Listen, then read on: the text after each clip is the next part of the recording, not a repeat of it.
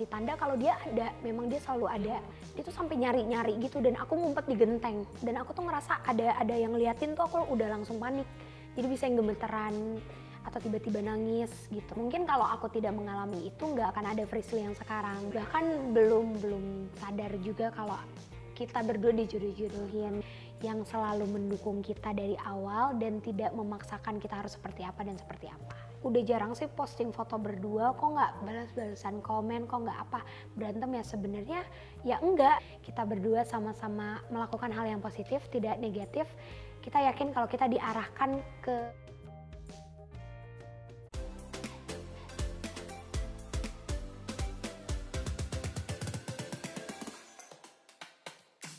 karena dia berkali-kali tuh berusaha untuk yang aku pulang dari mana-mana aku lihat ada motornya nih. Jadi dia tuh sengaja, bener-bener sengaja banget parkirin motor atau ngasih tanda kalau dia ada, memang dia selalu ada. Dia menguntit kamu. Iya, gitu. jadi aku dekat atau aku chat sama orang lain, misalnya aku baru follow laki-laki lain, dia follow aku follow back, padahal temen. Tapi tuh orang bisa di DM sama dia, kayak yang dikata-katain, gak usah deketin Frisly. Jadi temanku kayak, kok gini ya, padahal gue gak ada niatan buat PDKT atau apa, cuma sekedar follow-followan aja tuh nggak boleh. Kamu nggak pernah berniat ngelaporin dia ke polisi? Boro-boro ya?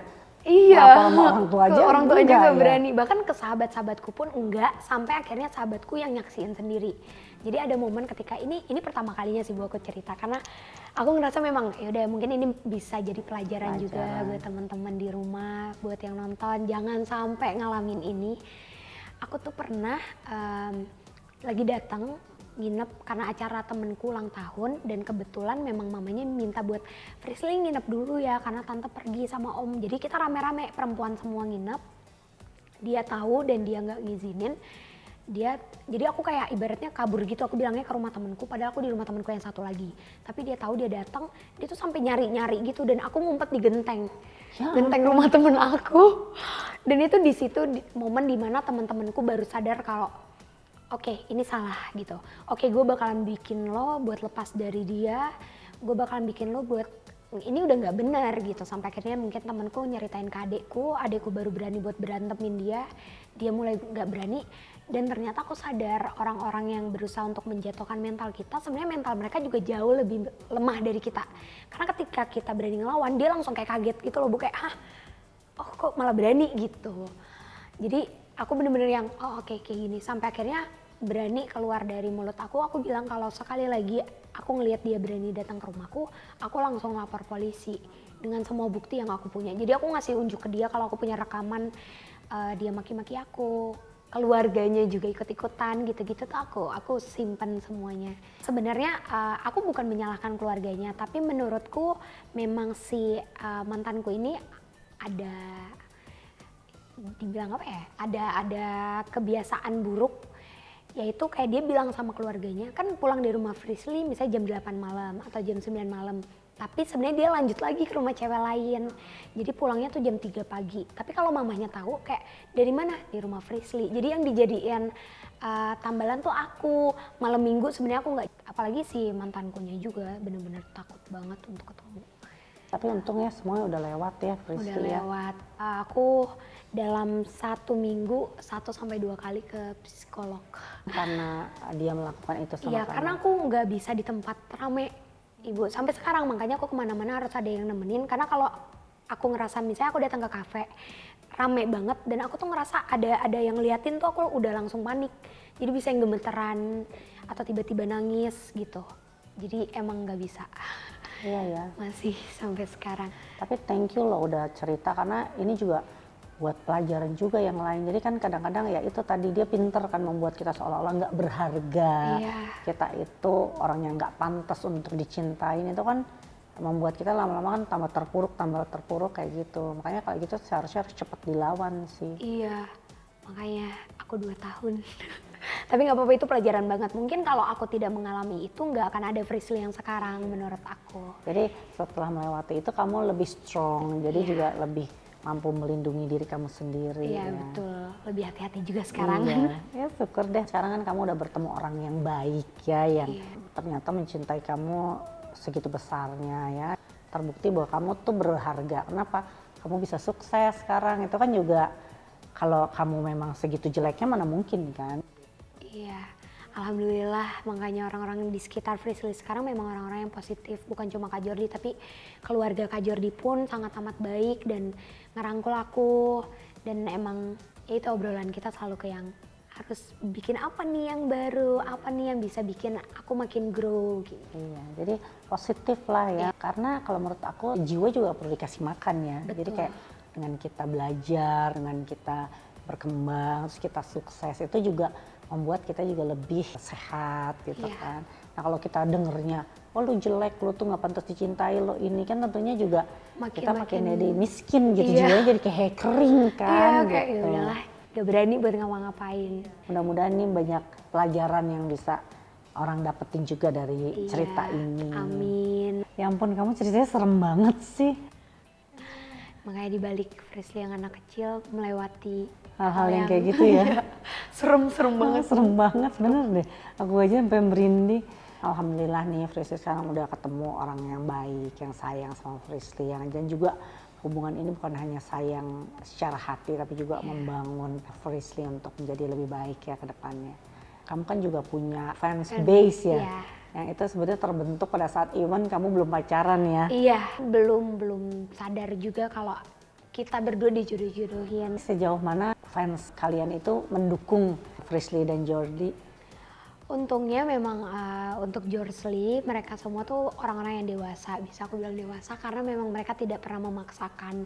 Walaupun mungkin adalah satu dua yang tetap tipikal yang biasa melihat orang pacaran tuh pasti posting, harus berdua-duaan dan lain-lain. Tapi lama-kelamaan mereka mengerti kalau memang kita membangun hubungan ini bukan cuma tentang aku dan dia, tapi memang tentang kita semua gitu. Gimana caranya kalian semua di sana juga bisa ngerasain apa yang kita rasain ketika kita berdua bahagia. Bahagianya juga sampai ke Jorsley. Terus ketika kita lagi ngalamin yang lagi ada sesuatu nih yang perlu kita selesaikan, entah itu urusan pribadi, entah itu kita sama sahabat, entah itu apapun itu, mereka juga nyampe paham sih. Tapi kalau sejauh ini Jorsley tuh memang hubungannya sama kita sangat amat dekat.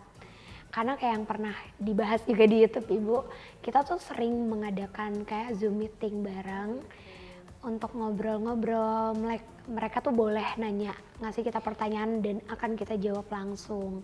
Memang mungkin nggak bisa semuanya gitu kan, pasti beberapa gitu. Tapi kalau aku secara pribadi, aku sebisa mungkin dan kalau aku lagi memang ngecek handphone, lagi buka-buka, apapun yang mereka kirimin ke aku, entah itu teks, maksudnya kayak DM yang masuk, mention, postingan dengan caption yang panjang itu pasti aku bales. Cuma ya ini juga mungkin bisa dijelasin juga ya, aku bisa jelasin di sini. Banyak yang sering banget salah paham. Salah pahamnya itu ketika kita sebenarnya ada di, misalnya kita berdua sama-sama ada di Bali, tapi kita nggak posting pas kita berduanya bumerang berdua atau apa, mereka menganggap mungkin Jinja lagi berantem ya, kalian ada apa-apa ya. Ya sebenarnya wajar sih, apalagi kita yang kayak kok lagi udah jarang sih posting foto berdua, kok nggak balas-balasan komen, kok nggak apa, berantem ya. Sebenarnya ya enggak, karena menurut kita berdua media sosial itu kan kayak memori aja, apa yang mau kita tampilkan. Betul. Tapi kalau kita berdua lagi ada waktu untuk berdua ngobrol seru-seruan, ya kita berdua pakai waktu itu untuk ngobrol gitu-gitu. Tapi untungnya sampai sekarang Jorsley masih sama sih, mereka tetap orang-orang yang baik, yang selalu mendukung kita dari awal dan tidak memaksakan kita harus seperti apa dan seperti apa. Jadi sangat mendukung ya dan Iya. memahami ya. Emang. Nah kalian ini kan zilenial sama millennials ya. Iya. Apa sih yang Frisly ingin sampaikan kepada generasi Z dan millennials ini untuk mereka ke depannya supaya mereka bisa lebih sukses, lebih baik kehidupannya gitu, dan pastinya juga harus lebih bahagia ya. Kalau yang bisa Frisly sampaikan dari anak kecil ini ya, enggak sih, udah nggak anak kecil sih, dari ABG. Yang pasti sih terima kasih karena mereka dan siapapun orang di luar sana, aku yakin mereka itu orang-orang yang hebat dengan apapun yang sudah mereka lewati.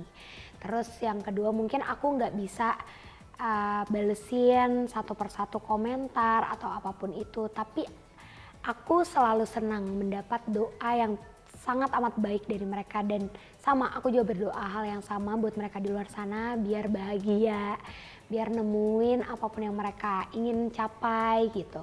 Tapi kalau misalnya dibilang kayak tentang hubungan, kalau dari apa yang Frisly udah alamin, hubungan itu bukan cuma tentang pacaran dan mengucap I love you. Tapi segimana kamu bisa menghargai pasangan kamu, gimana kalian berdua bisa saling mengasihi, kalian nerima apapun yang udah emang ada di diri pasangan kalian, dan ya udah kita cuma bisa menikmati itu sampai ke proses yang memang itu udah diatur sama Tuhan gitu. Jadi kalau aku sih, kalau dulu mungkin ketika aku ngelihat ada fanbase yang bener-bener nge-shape orang, pasti maunya sampai ke jenjang pernikahan. Harus ini, harus itu. Kalau aku dan Kak Jordi itu kita berdua sama-sama yakin kalau kita berdua tidak menyakiti orang lain, kita berdua sama-sama melakukan hal yang positif, tidak negatif.